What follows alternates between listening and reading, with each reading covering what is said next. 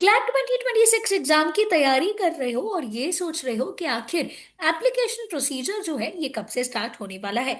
कौन सी चीजें हमें पहले से तैयार रखनी है ताकि जैसे ही एप्लीकेशन प्रोसीजर स्टार्ट हो हम अपना एप्लीकेशन फॉर्म फिलिंग टाइम पे कर सके। तो चलिए गाइस, इस वीडियो में सारी डिटेल्स जानते हैं और पूरा प्रोसीजर समझते हैं कि क्लैट का जो प्रोसीजर होता है एप्लीकेशन का ये कैसे होता है।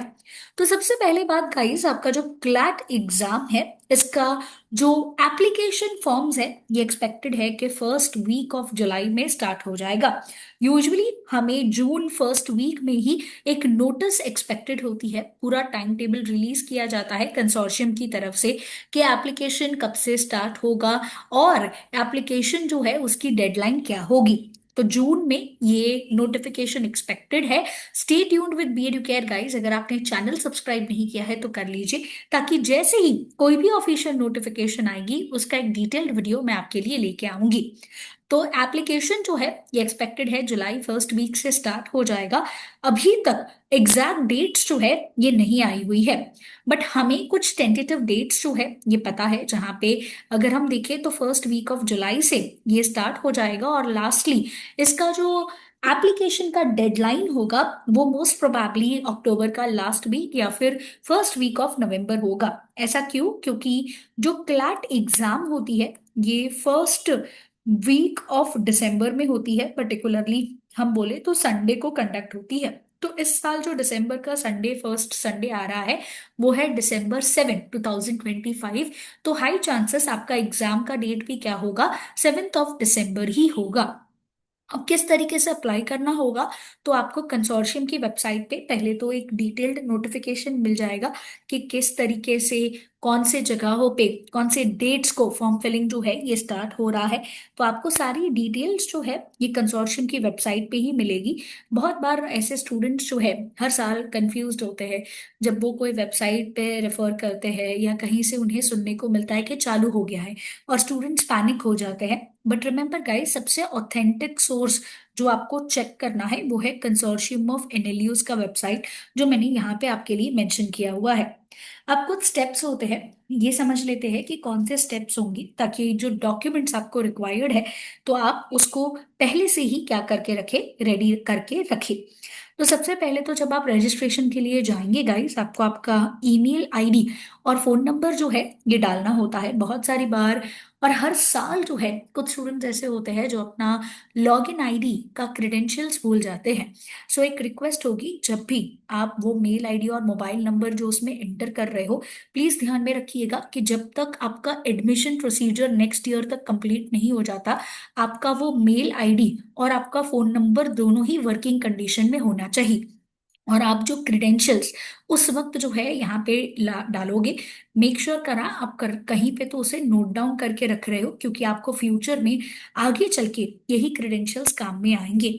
और मेल आईडी भी वैसा रखिएगा जिसमें आपका स्टोरेज है, कभी कभी स्टोरेज फुल हो जाता है तो कंसोर्शियम की तरफ से आपको कोई अपडेट नहीं आएगी अगर आप मेल रिसीव नहीं कर पा रहे हो तो वही मोबाइल नंबर और ईमेल आईडी डालिएगा जो वर्किंग कंडीशन में है।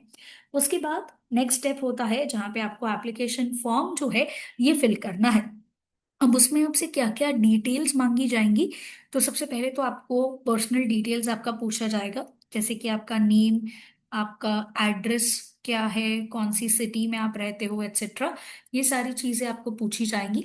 रिमेंबर, जब आप अपना नेम एंटर करेंगे तो आपका 10th का मार्कशीट को देख के ही आप लोग नेम एंटर करेंगे। प्लीज जहाँ पे कॉलम दिया गया है सरनेम का उसी तरीके से केयरफुली आपको क्या करना है, वहां पे सारी डिटेल्स फिल करनी है। आपको आपका एजुकेशन जो है ये डालना होगा, बेसिकली आपको 10th के सारे मार्क्स जो है ये डालने होंगे। और अगर आप 12th पास आउट स्टूडेंट हो, कंप्लीट हो चुका है, तो फिर आपको 12th का भी डालना पड़ेगा। बट अगर आप एक 12th अपियरिंग स्टूडेंट हो तो ये कॉलम कंपलसरी कॉलम नहीं होगा। एंड आपको आपके कॉन्टैक्ट डिटेल्स अपलोड करने होंगे। रिमेंबर, जो भी नंबर और मेल आईडी आप डालोगे वो वर्किंग कंडीशन में होना चाहिए। उसके बाद कौन से डॉक्यूमेंट्स आपको अपलोड करने हैं, तो डॉक्यूमेंट में आपको एक बेसिक पासपोर्ट साइज फोटोग्राफ जो है ये लगेगा। तो मेक श्योर करना कि वो आपके बचपन का स्कूल लाइफ का फोटोग्राफ नहीं है, वो आपका एक रीसेंट पासपोर्ट साइज फोटोग्राफ होना चाहिए जिसमें आप क्लियरली उसी तरीके से दिख रहे हो जैसे आप हो। तो कोई भी फिल्टर का इस्तेमाल ना करिएगा। इसके अलावा आपको सिग्नेचर भी अपलोड करनी होगी। सिग्नेचर प्लीज मेक श्योर करना कि ब्लैंक पेज पे ही उसको साइन करके अपलोड कर रहे हो। उसके बाद आपको एग्जाम सेंटर प्रेफरेंस डालना होगा। तो 3 प्रेफरेंसेस डालने का आपको मौका मिलता है, जहाँ पे आप जिस भी सिटी में रह रहे हो वो क्लोजेस्ट सिटीज जो है आपको क्या करनी है, यहाँ पे फिलअप करनी होगी। और एप्लीकेशन फीस जो है ये जनरल कैटेगरी, ओबीसी और पीडब्ल्यूडी एक्सेट्रा कैटेगरी के लिए 4000 रुपीज होता है। और बाकी जो कैंडिडेट्स है, दैट इज SC ST और बिलो पॉवर्टी लाइन कैटेगरीज के लिए जो कैटेग फीस होती है ये क्या होती है, 3500 रुपीज। ये आपको फीस का पेमेंट करना है और आपका एप्लीकेशन जो है ये कंप्लीट हो जाएगा।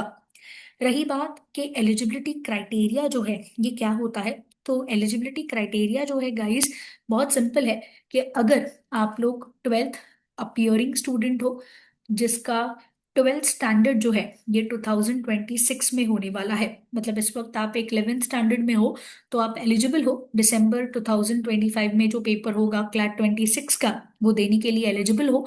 एंड अगर आपका 12th स्टैंडर्ड अगर कंप्लीट भी हो चुका है तो भी आप क्या हो, एलिजिबल हो। इसमें कोई भी अपर एज लिमिट नहीं है। मतलब अगर सपोजिंगली आपकी उम्र जो है, लेट अस से कि इस वक्त जो है 35 है और आप NLU से पढ़ाई करना चाहते हो तो भी आप एलिजिबल हो, there is no upper age limit.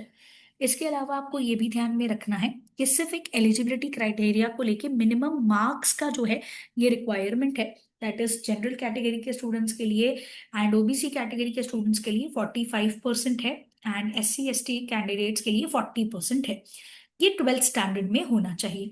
तो अगर आप एक 12th अपियरिंग स्टूडेंट हो तो जब एडमिशन प्रोसीजर होगा तब आपको प्रोविजनल बेसिस पे कॉलेज में एडमिशन मिलेगा।